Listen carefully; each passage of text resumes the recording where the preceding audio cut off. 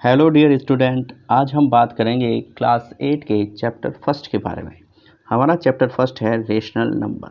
आज हम कंप्लीट बात करेंगे कि रेशनल नंबर क्या होते हैं। उससे पहले हमारा सब टाइटल है नंबर्स, यानी कि नंबर क्या होते हैं। देखिए दोस्तों, कोई भी जो नंबर है उसका क्रिएशन 10 डिजिट से होता है और वो 10 डिजिट होते हैं 1 2 3 4 5 6 7 8 9 और 0। इनसे मिलकर के किसी भी जो है नंबर का क्रिएशन होता है। जैसे एग्जाम्पल के तौर पर मेरे दिमाग में आया कि 2568, तो आप पाओगे कि 2568 जो है इन्हीं डिजिट में से मिलके बना हुआ है। यानी कि आप अपने दिमाग में जो भी नंबर सोचोगे वो इन्हीं डिजिट से मिलकर के बनेगा। यानी कि ये जो 10 डिजिट हैं सारे नंबर का क्रिएशन करते हैं। अब हम बात करेंगे कि नंबर सिस्टम क्या होता है। ठीक है, तो नंबर सिस्टम के बारे में थोड़ी सी बात करते हैं कि नंबर सिस्टम होता क्या है। देखिए दोस्तों, हर एक नंबर की अलग अलग प्रॉपर्टी होती है और उस प्रॉपर्टी को हर एक नंबर की अलग से क्लासिफाइड करके हम नहीं पढ़ सकते। इसलिए हर एक नंबर को जो है क्लासिफाइड कर दिया गया और इस क्लासिफाइड को सिस्टम को ही हम कहते हैं नंबर सिस्टम। ठीक है, जैसे कि आप देखोगे ज़ीरो को किसी के साथ में ऐड किया जाता है तो रिजल्ट में कोई चेंज नहीं आता। ठीक है, ये एक ज़ीरो की प्रॉपर्टी हो गई। ज़ीरो को किसी के साथ मल्टीप्लाई करोगे तो ज़ीरो रिजल्ट देगा। ज़ीरो को किसी के साथ डिवाइड करोगे तो नॉट डिफाइंड रिजल्ट देगा। तो इस तरह से जो है ज़ीरो बहुत सारी प्रॉपर्टी अपने पास रखता है। जैसे आप लोगे टू, तो टू देखिए इवन नंबर है। ठीक है, टू के पास और क्या प्रॉपर्टी है, टू प्राइम नंबर है, सबसे स्मॉलेस्ट प्राइम नंबर है। ठीक है ना, तो ऐसी बहुत सारी प्रॉपर्टीज़ होती है हर एक नंबर के पास। तो उन प्रॉपर्टी को अलग अलग पर्टिकुलरली ना पढ़ करके अलग अलग क्लासिफाइड कर दिया जाता है और इस क्लासिफाइड सिस्टम को ही हम क्या कहते हैं, नंबर सिस्टम कहते हैं। ठीक है दोस्तों, तो मेजर रूप से जो नंबर सिस्टम है उसको दो पार्ट में क्लासिफाइड किया गया है। पहला पार्ट है आपका रियल नंबर। ठीक है दोस्तों, रियल नंबर के अंदर आपके जो रेशनल नंबर है और जो इरेशनल नंबर है, इन सारे नंबर का जो टोटल होता है वो आपके रियल नंबर के अंदर आता है। ठीक है, तो यहाँ पर हमें रेशनल नंबर देखने को मिलता है और ये रेशनल नंबर ही हमारा क्या है भाई, टॉपिक है। इसके बारे में डिटेल से चर्चा करेंगे। लेकिन दूसरा होता है आपका मेजर जो क्लासिफाइड है वो होता है इमेजिनरी नंबर। देखिए दोस्तों, इमेजिनरी नंबर आपको क्लास 11th में देखने को मिलेगा, तो ये अपने सिलेबस का पार्ट नहीं है। जब तक 10th क्लास तक आओगे ना तब तक आपको इमेजिनरी नंबर के बारे में पढ़ने को नहीं मिलेगा। जब आप 11th क्लास में जाओगे तो कॉम्प्लेक्स नंबर के नाम से आपको एक टॉपिक मिलेगा और उसमें आप इमेजिनरी नंबर पढ़ेंगे।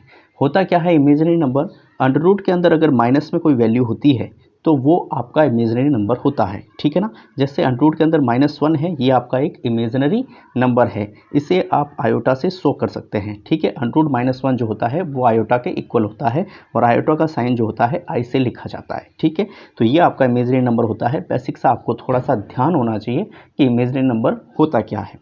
ठीक है, अब हम बात कर लेते हैं रियल नंबर के अंदर जो रेशनल नंबर आता है और रेशनल नंबर हमारा टॉपिक है, तो इसके बारे में चर्चा करते हैं कि एक्चुअल में रेशनल नंबर होता क्या है। देखिए दोस्तों, जो रेशनल नंबर है इसे P/Q की फॉर्म में लिखा जाता है और Q नॉट इक्वल टू 0 होता है।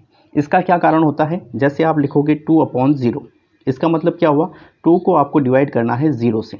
ठीक है, अब जब आप इसको डिवाइड करोगे तो आपको 0 की टेबल बोलनी पड़ेगी और किसी भी चीज़ की टेबल कैसे होती है भाई, 0 1 ज़ा 0, 0 2 ज़ा 0, क्योंकि 0 की प्रॉपर्टी क्या है, 0 किसी के साथ भी मल्टीप्लाई होगा तो रिजल्ट देगा 0। यानी कि 0 को कितने भी टेबल निकाल लो, 0 × 3 करोगे तो भी क्या आएगा, 0 आएगा। यानी कि 0 की ऐसी कोई टेबल हो ही नहीं सकती उस जिस टेबल के अंदर 2 आ जाए, है ना। तो 2 आएगा ही नहीं, तो ये डिफाइन ही नहीं है, इसलिए इसको बोला जाता है नॉट डिफाइन।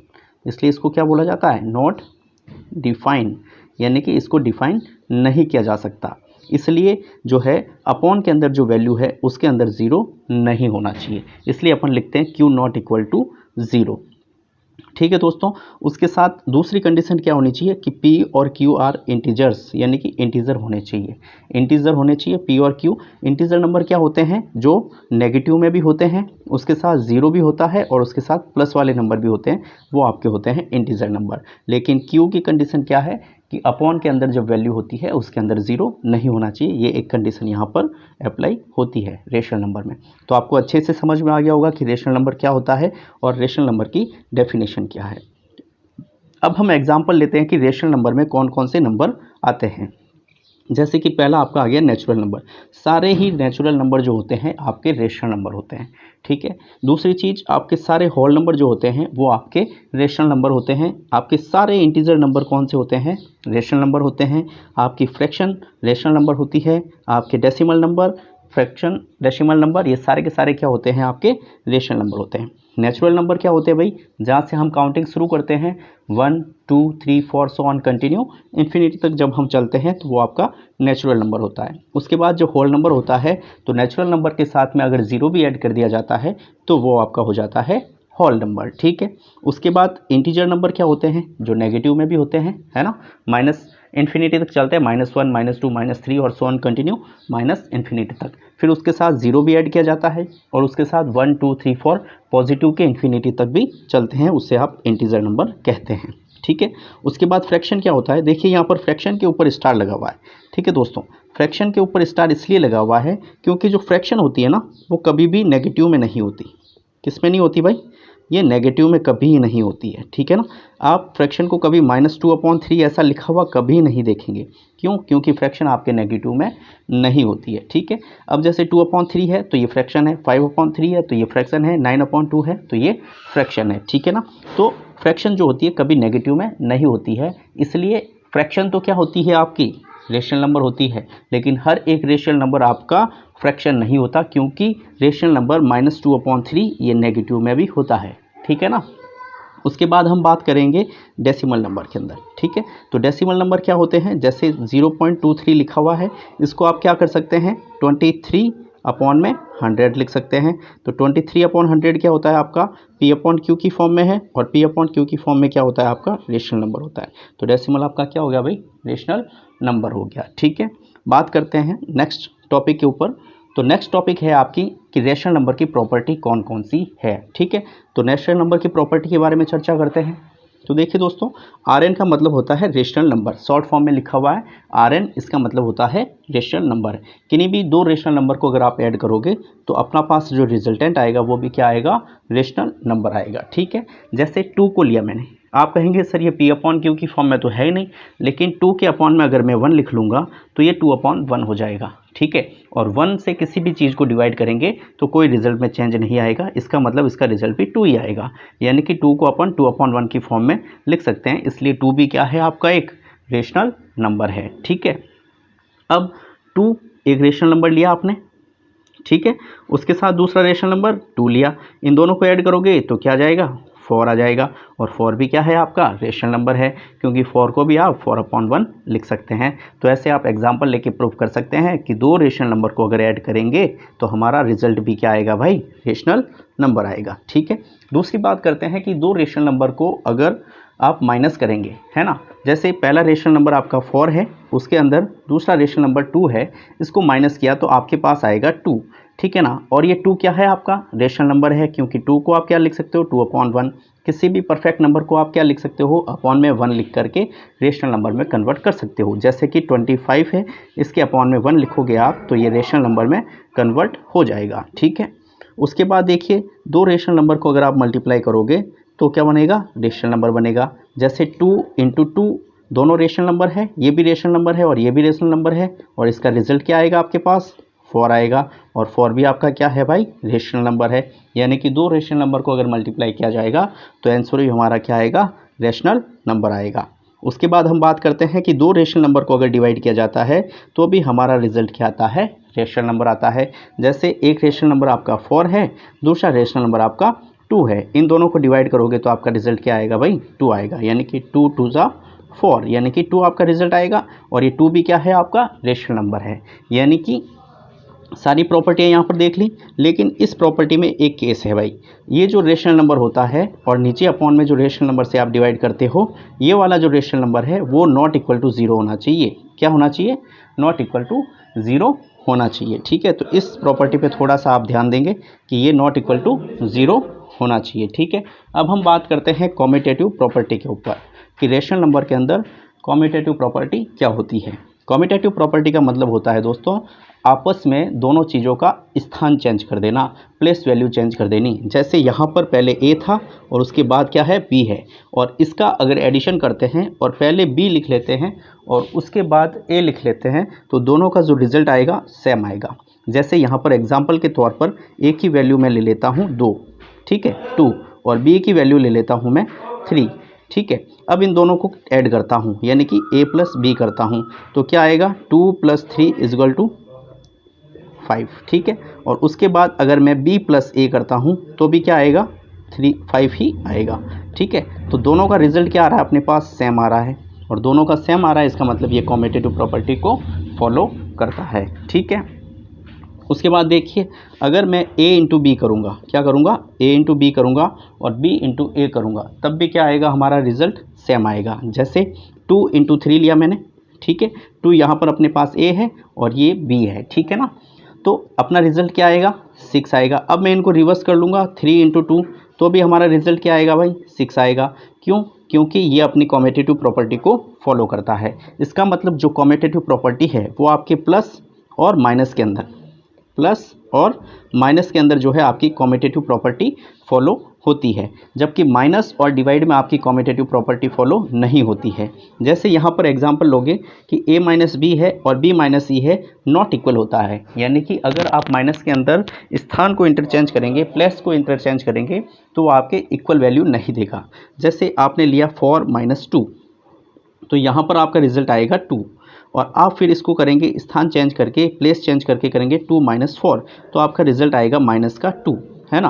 तो ये चीज़ और ये चीज़ दोनों आपस में अलग अलग है, और अलग अलग होने की वजह से ये नॉट इक्वल है, और नॉट इक्वल है इसका मतलब ये कॉम्यूटेटिव प्रॉपर्टी को फॉलो नहीं करता। वैसा का वैसा सेम टू सेम आपके डिवीज़न में भी होता है। डिवीज़न में जैसे आपने 4/2 किया तो आपका रिजल्ट आएगा 2, ठीक है। उसके बाद अगर आप लिखोगे 2/4 तो आपका रिजल्ट क्या आएगा भाई, 1/2 आएगा, ठीक है ना। तो ये दोनों ही इक्वल नहीं है, इसका मतलब इक्वल नहीं है, तो ये कॉम्यूटेटिव प्रॉपर्टी को फॉलो नहीं करता है, किसमें, डिवीज़न के अंदर, ठीक है। नेक्स्ट प्रॉपर्टी की बात करते हैं, तो नेक्स्ट प्रॉपर्टी है आपकी एसोसिएटिव प्रॉपर्टी, ठीक है। क्या होती है एसोसिएटिव प्रॉपर्टी, जैसे यहाँ पर आपके लिखा हुआ है a + b + c, और उसके बाद लिखा हुआ है इधर भी a + b + c, ठीक है। अगर इन दोनों के पहले ब्रैकेट लग जाता है, और ब्रैकेट का मतलब होता है कि इन दोनों को पहले सॉल्व किया जाएगा वी बॉट मास रूल्स के थ्रू, और फिर यहाँ पर बाद में ब्रैकेट लग दिया जाए, तो भी दोनों प्रॉपर्टी का जो रिजल्ट आएगा वो सेम आएगा। जैसे यहाँ पर कुछ एग्जांपल लेकर के देख लेते हैं। जैसे आपको यहाँ पर देखो, पहले बाद में ब्रैकेट है, उसके बाद पहले ब्रैकेट कर लिया, तो a की वैल्यू अगर 1 ले लें, फिर b की वैल्यू 2 ले लें, और c की वैल्यू 3 ले लें। ये रिजल्ट रख के देखते हैं तो सेम आता है या नहीं आता, चेक कर लेते हैं। तो a की जगह पे क्या लिखोगे, 1, फिर यहाँ पर प्लस का साइन और ब्रैकेट में 2 और प्लस का 3, ठीक है ना। उसके बाद यहाँ पर क्या लिखोगे, 1 प्लस का 2 और उसके बाद यहाँ पर प्लस का 3, ठीक है ना। अब इसको सॉल्व करोगे तो क्या आ जाएगा, ये 1 + 5, और इधर करोगे तो 3 + 3। अब देखो ये भी 6 हो रहा है ऐड होके, और ये भी 6 हो रहा है, यानी कि दोनों रिजल्ट सेम आ रहे हैं। इसलिए आप क्या कह सकते हो कि भाई ये वाली प्रॉपर्टी तो सही है। अगर आप ब्रैकेट पहले और बाद में लगाते हो तो उससे कोई फ़र्क नहीं पड़ता, केस ये होना चाहिए कि प्लस वाला होना चाहिए, ठीक है ना, ऐड वाला होना चाहिए। तो ऐड के लिए आपकी एसोसिएटिव प्रॉपर्टी फॉलो होती है। उसके बाद हम बात कर लेते हैं कि मल्टीप्लिकेशन में एडिटिव प्रॉपर्टी फॉलो होती है नहीं होती है। तो आप देखोगे कि प्लस इंटू जो होता है उसके अंदर भी आपकी एसोसिएटिव प्रॉपर्टी फॉलो होती है। यहाँ पर आप एग्जांपल के तौर पर a की वैल्यू 1, b की वैल्यू 2 और c की वैल्यू 3 रख करके चेक कर सकते हो। तो आप ये होमवर्क रहेगा आपका कि आप इसको चेक करें और बताएं कि भाई ये एसोसिएटिव प्रॉपर्टी फॉलो होती है या नहीं होती है मल्टीप्लिकेशन में, ठीक है। अब हम बात करेंगे डिस्ट्रीब्यूटिव प्रॉपर्टी के बारे में, ठीक है ना। डिस्ट्रीब्यूटिव प्रॉपर्टी क्या होती है कि इसमें देखिए दोस्तों ab + ac ऐसा लिखा हुआ है, ठीक है ना। अब इसमें देखो a इसमें भी है और a इसमें भी है, तो a को कॉमन ले लिया जाता है और a को कॉमन लेके बाहर रख लिया जाता है, बाकी b + c as it is रखा जाता है, ठीक है ना। तो ये चीज़ जो होती है डिस्ट्रीब्यूटिव प्रॉपर्टी होती है और ये दोनों इक्वल होते हैं, ठीक है, उनके रिजल्ट में कोई भी चेंजेस नहीं आता है। तो प्लस के लिए आपकी डिस्ट्रीब्यूटिव प्रॉपर्टी जो है फॉलो होती है। वैसा कि वैसा आपके माइनस में भी है, ए बी है और माइनस में ए सी है, ठीक है। और इन दोनों में क्या कॉमन है, ए इसमें भी कॉमन है, ए इसमें भी कॉमन है, तो ए को तो रख लिया जाता है बाहर और B - C as it is रख लिया जाता है, और ये रिजल्ट जो होता है दोनों के इक्वल होता है। तो ये आपकी जो प्रॉपर्टी होती है डिस्ट्रीब्यूटिव प्रॉपर्टी होती है। इसको भी आप प्रूफ करने के लिए a = 1 B is equal to 2 और C इज इक्वल टू 3। ये रिजल्ट रख करके आप इसको चेक कर सकते हैं, ठीक है, आपको सेम रिजल्ट मिलेगा। उसके बाद देखिए दोस्तों, बात करते हैं मल्टीप्लिकेटिव आइडेंटिटी के बारे में कि मल्टीप्लिकेटिव आइडेंटिटी क्या होती है, ठीक है। देखिए दोस्तों, आइडेंटिटी क्या होती है कि किसी भी ऑपरेशन के साथ, जैसे यहाँ पर मल्टीप्लिकेटिव ऑपरेशन दे रखा है, यानी कि मल्टीप्लाई करना है और मल्टीप्लाई ऐसे नंबर से करना है कि उसके रिजल्ट में कोई चेंज नहीं आए, तो वो जो रिजल्ट चेंज करके नहीं देता है वो उसकी होती है आइडेंटिटी। जैसे कोई ए नंबर है, उसको 1 से डिवाइड करेंगे तो आपका रिजल्ट क्या लिखेंगे, 1 इंटू ए लिखेंगे और उसका रिजल्ट ए ही आएगा, यानी कि ए नंबर था और उसका रिजल्ट भी क्या आया, ए ही आया। तो इसका मतलब 1 जो है आपकी मल्टीप्लिकेटिव क्या हो गई, आइडेंटिटी हो गई। जैसे 2 इंटू 1 है ना, 2 एक नंबर है और 1 के साथ मल्टीप्लाई किया तो रिजल्ट भी आपका क्या आया, 2 आया। यानी कि नंबर के साथ में कोई चेंजेस नहीं आना चाहिए, रिजल्ट में कोई चेंज नहीं आना चाहिए उस ऑपरेशन के साथ, तो वो क्या हो जाती है, आइडेंटिटी हो जाती है। जैसे आप लिखोगे 3 इंटू 1 तो क्या आएगा, 3 आएगा। यानी कि 1 जो है ऐसी आइडेंटिटी है कि मल्टीप्लिकेशन ऑपरेशन के साथ उसको यूज़ करोगे तो उसके रिजल्ट में कोई भी चेंजेस नहीं आएगा, तो वो आपकी मल्टीप्लिकेटिव आइडेंटिटी हो जाती है, ठीक है। अब देखिए मल्टीप्लिकेटिव इन्वर्स क्या होता है। मल्टीप्लिकेटिव जो इन्वर्स होता है उसे आप रेसिप्रोकल के नाम से भी जानते हैं। जैसे एग्जाम्पल के तौर पर कोई एक रेशनल नंबर है 8/9, ठीक है। अब इस 8/9 का आपको रेसिप्रोकल निकालने को बोले या फिर आपको बोले कि मल्टीप्लिकेटिव इन्वर्स निकालो, तो आप क्या करोगे, जो ये नंबर होता है ना इसको जस्ट उल्टा कर दो, 9/8 कर दो, ठीक है ना। ये 9/8 ही क्या होगा आपका मल्टीप्लिकेटिव इन्वर्स या फिर होगा आपका रेसिप्रोकल, ठीक है। उसके बाद देखिए दोस्तों, एक्चुअल में होता क्या है, ठीक है, इसको थोड़ा सा समझने की कोशिश करें। जो आपका नंबर है, क्या नंबर है आपका, 8/9 है, ठीक है, और आपका जो रेसिप्रोकल है 9/8, इन दोनों को जब आप मल्टीप्लाई करते हो तो उसका रिजल्ट आपका 1 आना चाहिए, ठीक है ना। कितना आना चाहिए भाई, 1 आना चाहिए, ये आपको थोड़ा सा ध्यान रखना है, ठीक है। देखिए जो नंबर है और जो आपका रेसिप्रोकल है, इन दोनों को अगर आप मल्टीप्लाई करते हो तो आपका रिजल्ट 1 आना चाहिए, ये आपको ध्यान होना चाहिए, ठीक है। अब देखो रोल ऑफ जीरो, जीरो का क्या रोल होता है इसके बारे में थोड़ी चर्चा कर लेते हैं। देखो कोई भी नंबर है, जैसे आपका रेशनल नंबर है A/B, उसके साथ अगर आप जीरो को ऐड करोगे तो कोई रिजल्ट में चेंज नहीं आएगा। और जब किसी ऑपरेशन के साथ किसी नंबर को या किसी चीज़ को ऐड किया जाता है और उसके रिजल्ट में कोई चेंजेस नहीं आता, उसके नंबर के अंदर कोई चेंजेस नहीं आता, तो वो उसकी आइडेंटिटी हो जाती है। तो जीरो जो है आपकी एडिटिव ऑपरेशन जो है उसकी आइडेंटिटी होती है। जैसे आप 3 + 0 करोगे तो भी क्या आएगा, 3 आएगा। आप कितना भी बड़ा नंबर ले लो, उसके साथ जीरो को ऐड करोगे तो कोई चेंजेस नहीं आएगा, क्योंकि जीरो हैज़ नो वैल्यू, ठीक है ना, जीरो की कोई वैल्यू नहीं होती है, ठीक है ना। ये होती है आपके रोल ऑफ जीरो की बात, ठीक है। अब देखिए दोस्तों, आपका जो क्लास 8 के अंदर जो भी चैप्टर था रेशनल नंबर से संबंधित, वो सारा अपन ने चर्चा कर ली है। तो अगर आपको पढ़ाया हुआ अच्छा लगा है तो वीडियो को लाइक करें, चैनल को सब्सक्राइब करें और दोस्तों के साथ जो है शेयर ज़रूर करें, ठीक है। मैथ्स मैजिक पर बने रहें, क्योंकि यहाँ पर NCERT मैथ्स जो है कंप्लीट डिटेल के साथ पढ़ाई जाएगी। थैंक यू दोस्तों, अभी तक यहाँ पर बने हुए हैं तो ठीक है, मिलते हैं नेक्स्ट वीडियो में।